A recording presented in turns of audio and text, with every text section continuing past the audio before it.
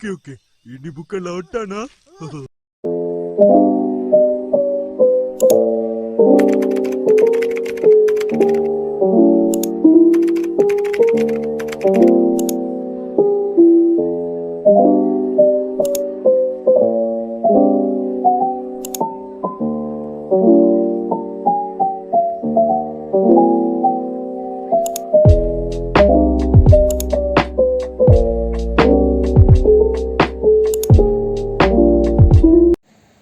Halo semua, selamat malam. Jadi di sini kita itu mau ngebahas materi tentang sitasi ilmiah dalam karya tulis ilmiah. Nah, jadi dalam penyusunan karya tulis ilmiah, salah satu hal yang paling penting adalah penggunaan sitasi ilmiah. Nah, jadi sitasi ilmiah itu dia digunakan untuk menghindari plagiarisme. Karena kode etik yang harus dijunjung dalam penulisan karya tulis ilmiah adalah kejujuran dan tanggung jawab. Next ya. Oke, jadi di sini kita bakal ngebahas tentang kutipan ya. Jadi kutipan itu umumnya dia digunakan untuk melengkapi bahan-bahan dan memperkuat uraian atau argumen sejauh yang diperlukan oleh penulis.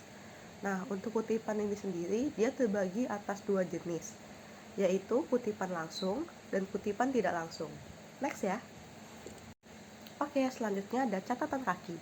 Jadi catatan kaki adalah catatan yang diletakkan di bagian bawah halaman. Sistem catatan ini sendiri dapat dibagi dalam dua jenis referensi dan informasi tambahan. Nah, lalu yang selanjutnya itu ada daftar pustaka. Untuk daftar pustaka ini sendiri dia suatu sumber yang menjadi rujukan seorang penulis dalam kegiatannya untuk menulis sebuah karya tulis ilmiah. Next ya, untuk fungsi dari daftar pustaka. Oke, jadi kita lanjut ke fungsi dari daftar pustaka. Yang pertama itu fungsinya adalah untuk membantu pembawa mengetahui ruang lingkup studi penulis. Lalu yang kedua adalah memberikan petunjuk kepada pembaca yang ingin mengetahui lebih dalam mengenai tulisan yang dibacanya, serta hubungannya dengan tulisan lain yang berkaitan. Lalu yang ketiga adalah untuk membantu pembaca memberi referensi yang sesuai dengan bidang studinya. Yang keempat adalah sebagai bentuk keterbukaan dan kejujuran penulis mengenai sumber-sumber yang dipergunakannya. Nah, jadi untuk anak kuliah sekarang itu ya, dalam menulis laporan atau menulis makalah dan sebagainya, kita pasti menggunakan yang namanya daftar pustaka. Dan itu juga sebagai bentuk referensi kita untuk pembaca yang mendapatkan informasi dari laporan dan makalah kita, apakah isi dari laporan dan makalah kita itu valid atau tidaknya itu dilihat dari referensi, yaitu dari daftar pustaka tersebut. Terima kasih. Next ya. Oke, kita lanjut ke plagiarisme ya. Jadi untuk plagiarisme sendiri itu adalah suatu perbuatan yang tidak jujur karena mengambil karya orang lain dan mengakuinya sebagai karya pribadi.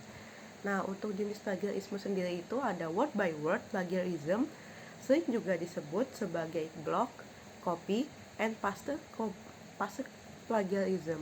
Sebab cara ini yang sering dilakukan untuk word by word plagiarism.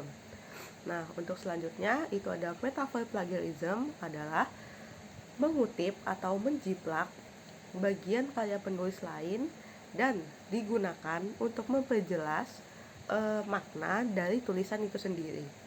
Kita next untuk penjelasan lainnya ya. Oke, selanjutnya ada idea plagiarism, yaitu mengambil dan mengutip gagasan seseorang penulis yang telah mengeluarkan sebuah gagasan untuk pemecahan suatu masalah atau menggambarkan konsep suatu fenomena dan dikutip dalam karya tulis sendiri tanpa mencantumkan nama penggagas dan sumber informasi. Lalu, yang kedua itu ada self-plagiarism. Nah, self-plagiarism ini juga dia dikenal dengan plagiarism daur ulang.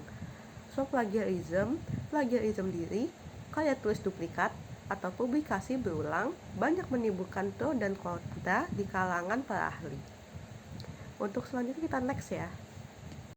Oke, selanjutnya itu ada style plagiarism, yaitu gaya menulis sama dengan penulis asli. Misalnya meniru dan menjiplak gaya penulis asli yang memulainya dengan menuliskan tentang waktu, dilanjutkan dengan kejadian yang ingin diceritakan dan berakhir dengan mengajukan beberapa pertanyaan. Nah, yang selanjutnya itu ada word switch.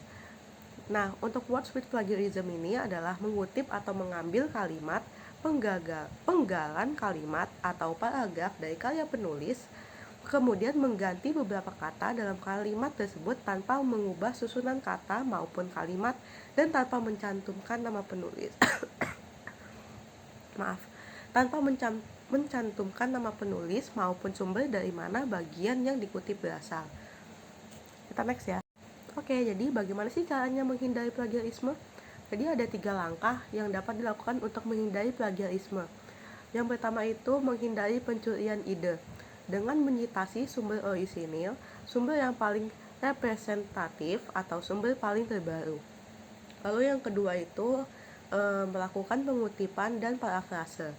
Lalu yang terakhir, yaitu yang ketiga adalah menggunakan layanan uji plagiarisme. Terima kasih.